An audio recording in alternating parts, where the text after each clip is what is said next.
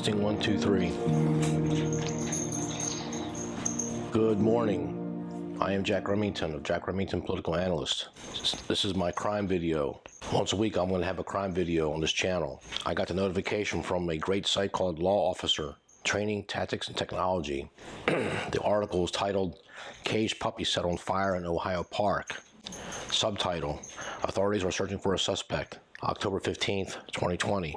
The blonde and yellow puppy was found with black plastic melted on her back and taken to an animal hospital, courtesy of Columbus Division of Fire, for the photo and other information. Columbus, Ohio.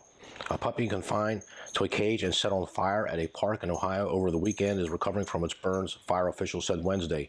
Meanwhile, authorities are searching for the person responsible. Firefighters responded just after noon to a fire at Walnut Hill Park in Columbus on Sunday and found the remains of a plastic cage still burning beneath a tree, Columbus Division of Fire said on Facebook.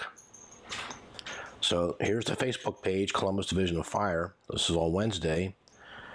I'm going to read this for you. Columbus Fire and Explosives Unit investigators are requesting help from the community in identifying whomever is responsible for a set on fire on the east side on October 11th, 2020. Between 11:30 a.m. and 12:30 a.m., a small puppy was set on fire while in her plastic cage/crate. Come here, Gemini. Come here. Come here. The fire occurred in Walnut Hill Park on the east side of Columbus near Walnut Hill Road and Saranac Drive. Firefighters responded to the park just after noon and found a small area of melted plastic on fire underneath a tree in the park.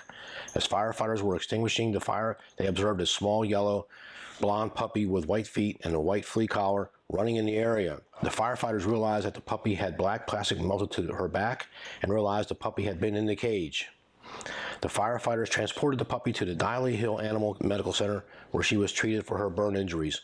The puppy was adopted by the staff at the animal hospital and is doing remarkably well. Fire investigators are working with Columbus Humane Society agents to identify who is responsible for injuring the puppy. Investigators are asking for the public's help in identifying the puppy or the puppy's former owner. Please contact the Columbus Fire and Explosives Investigation Unit at area code 614-645-3011 if you recognize the puppy or saw anything regarding the fire in the park. Quote, as fire investigators, this is heart-wrenching and sickening for us, Investigator Mike DeFrancisco told WBNS-TV. We see a lot of bad things on a daily basis, but this has cut a lot of our people to the core. End of quote.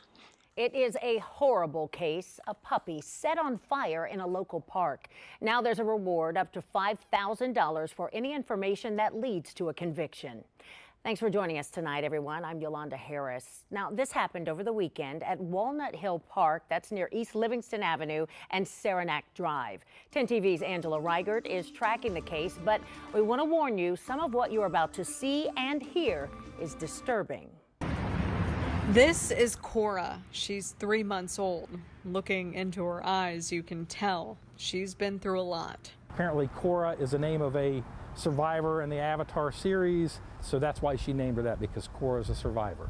Her story starts here at Walnut Hill Park. It was Sunday around noon. Firefighters got a call, and what they found was disturbing. This plastic molten mass burning in the field. Then they saw her, the 10-pound pup with plastic melted on her back. Firefighters realized someone set her on fire while she was in her cage. I believe possibly as things were, melting, that she somehow ran out and got out and escaped, She's fighting for her life, so she wanted to live. They took the puppy to Diley Hill Animal Emergency Center. Veterinarians treated her burns. Second and third degree burns to her right eye, portion of her nose, and her pads. Unfortunately, her pads are peeling pretty badly, but I've got video. She's doing remarkably well. Turns out a staff member at the animal hospital adopted her and gave her that perfect name. She just seems to be taking things in stride and enjoying the love. And while Korra is getting her happy ending, investigators want to know her full story. I can't understand why anybody would want to hurt an innocent dog like that. Investigators hope somebody in this park saw something that day that could help them find the person responsible. Even if it seems innocuous to you about, I saw this person walking or I saw something that didn't seem right, we need that information now to get some justice for Korra. Reporting in Columbus, Angela Reichert, 10 TV News. I'm sorry, whoever did that, that is pure evil. Well, the person or the people responsible could face animal cruelty charges. If you know who owned this puppy or you saw anything that could help investigators, you really need to call the number you see there on your screen. It is 614-645-3011. There's 4 comments on Facebook that are linked to this article, and I'm going to read them. Richard Harvey writes, quote, "What kind of sick, twisted, immoral SOB would perpetrate this kind of pain and agony upon an innocent 3-month-old puppy, or any puppy for that matter?" End of quote. John Wigal writes, quote, "Look in Wikipedia for, quote, a dog named Gucci," end quote. Changing law here in Alabama, end of quote. And we're going to take a look at the top comment. There's 27 comments. After I got up, I could go back to bed. We're going to read that one in just a bit. Charlotte Baber writes, quote, "Is arson and animal mutilation the prerequisite for a budding serial killer? Regardless, kudos to the fire department for acting promptly and effectively with this puppy. I hope the person or persons is found quickly and then dealt with properly for all of society, human and animal." End of quote. The last one's pretty graphic. I'm going to read it anyway. Scott Faust writes, quote, "Can we please just execute people who do this SHIT? They don't deserve to be walking the earth." End of quote. That's my favorite comment for this article. That's how I feel about this. So there was a documentary. So we're on the IMDb site, a quick look research thing for a documentary called A Dog Named Gucci. I'm reading this review. There's 27 user reviews for this movie on IMDb, the Internet Movie Database site. So this comment gets a 10 out of 10, which is rare on IMDb, from Scott Production. And the comment is titled, "About so much more than animal abuse. Watch this movie." Quote, "Saw the screening at the Phoenix Film Festival. As a dog owner and lover, I found this film eye-opening about the cruelty perpetrated upon the animals that have been our unflinching companions for generations, as well as the brave people taking steps to change legislation. However, to see this only as a commentary on animal abuse is to sell the film short. Abusing pets or any creature bespeaks of a certain level of instability or at least a severe lack of empathy. The film estimates that there are 1 million cases of animal abuse in this country every year." Now, I want to repeat that. The article states the film estimates that there are 1 million cases of animal abuse in this country every year. Back to the article. Not isolated cases, but a significant number of people torturing their animals, not just in momentary anger, but also in prolonged cases of neglect. A symptom of something more systemic about why the people in our society act out with such mindless cruelty.